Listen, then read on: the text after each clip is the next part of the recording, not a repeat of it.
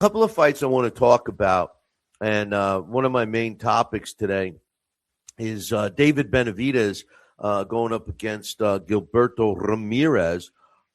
This fight is taking place next weekend. I will give a full breakdown and prediction on it next week. It is for two titles, the WBO and the WBA cruiserweight titles. Here's the thing, I really liked the fight. I gave David Benavidez, I continue to give David Benavidez a lot of credit for taking the fight. If you recall the little backdrop, David Benavidez was calling out Canelo Alvarez, and Canelo Alvarez didn't fight, so David Benavidez moved up from the super middleweight division to the light heavyweight division, and did well there, and immediately called out Canelo again at the light heavyweight division, and Canelo didn't do it, and he went and accepted the fight against Gilberto Ramirez. And, I give him credit. I like the fight. I mean, I think you're going to see two guys that are very, very similar in style. It could make for a real rock'em sock'em up fight, up close in a phone booth type fight, or it could become a real boring fight. I don't think you're going to see anything in between. I think it's either going to be a boring fight or it's going to be a rock'em sock'em. It ain't going to the final bell kind of a fight. And with that said, I think that, again, I'm giving the monster, David Benavidez, a lot of credit. Although he's a big guy and he claimed that he, had trouble making the super middleweight weight. He even said he had trouble making the light heavyweight weight. I could see him moving up to cruiserweight, feeling much more comfortable preparing for the fight, et cetera, et cetera. But I also see Ramirez being the bigger guy. I mean, here's a guy that is coming in to weigh in at 199 pounds and can conceivably rehydrate and gain another 10 pounds. Maybe he's fighting at 209, 210 fight night if he even trains like that. I mean, he's a big dude. David Benavidez, he's not going to have to really worry about weight. Chances are, whatever he weighs in at, if it was me making a decision, and what I would like to see is David Benavidez not put on that much weight after the weigh-in, because if he too puts on that much weight, then I'm going to think that he put the extra weight on too quickly, and it didn't go on the right way, and that he's going to run out of gas because he's going to be overweight.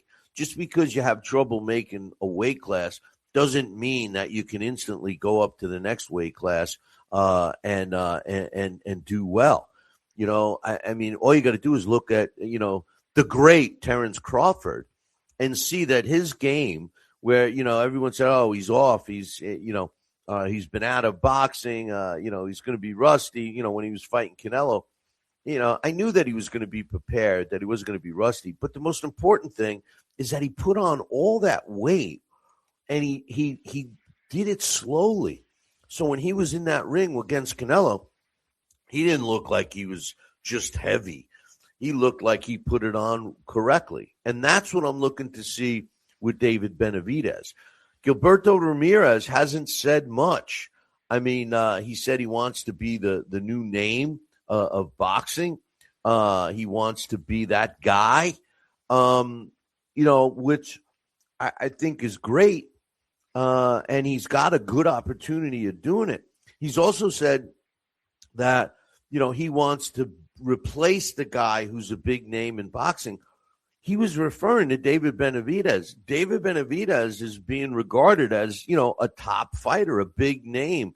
And to tell you the truth, it seems like, he's been chasing Canelo. This is a good fight for Benavidez to prove that he is an elite fighter. This is also a good fight for Gilberto Ramirez to make a statement. And I think he's got a really good opportunity. The reason why is he's a fighter that seems to be getting better. He was very raw. That's what I mean. They're both very similar. They're both raw. They're not fine-tuned fighters for sure. I mean, they'll go in there and slug it out with you, and that's what's going to make this an exciting fight. They both do that. But one of the things that I can't help but look at in this fight concerning the monster, David Benavidez has been talking a lot about things that he's going to do after this fight. He's saying that he might go back down to light heavyweight and try to, make a fight with Canelo happen.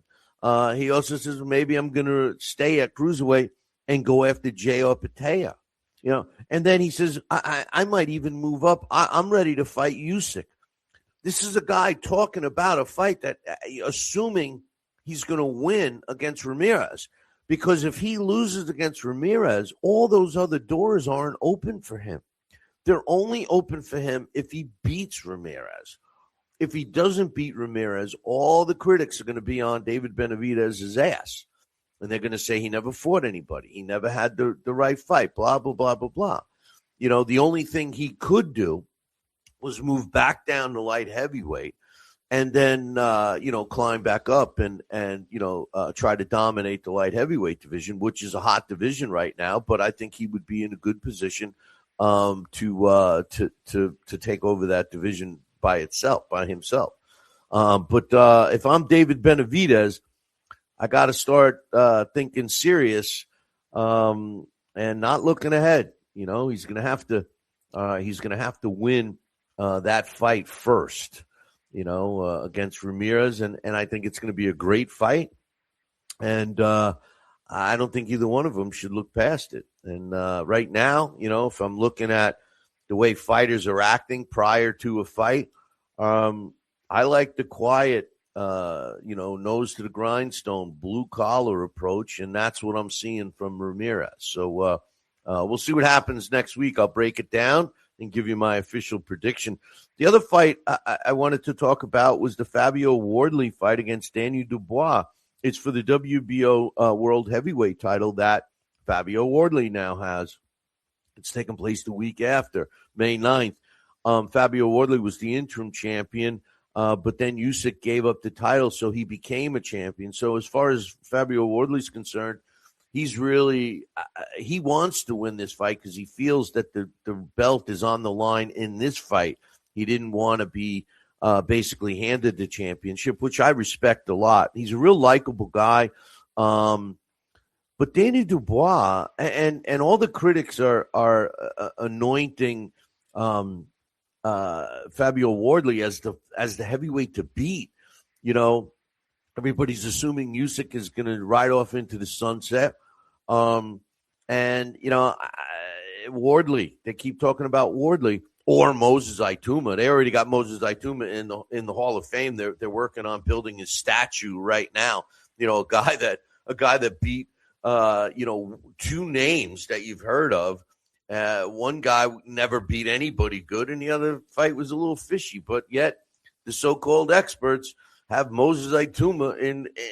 I've seen his name actually listed on all-time great lists already. Okay, but the truth is that Daniel Dubois is not an easy out. He's not an easy out. This is a guy, when you look at Triple D, he's fought all the big names. Look, he not only he fought Usyk twice and he lost twice, but he's got big wins over Philippe Hrgovic, Jarrell Miller. You can say what you want about Jarrell Miller, but he's a tough fighter.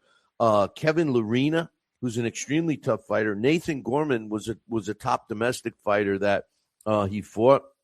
And, of course, the destruction of Anthony Joshua. And the style that Daniel Dubois fought in the Anthony Joshua fight, I'm telling you, if he fought Usyk that way, which he did not, okay, neither fight he did not, if he fought that way, he's a tough out. And I think that if he fought that way, the way he fought against Anthony Joshua, that, Wardley's going to have trouble. Remember, Wardley, his claim to fame, I've followed Wardley, and his claim to fame is, he beat basically Frazier Clark.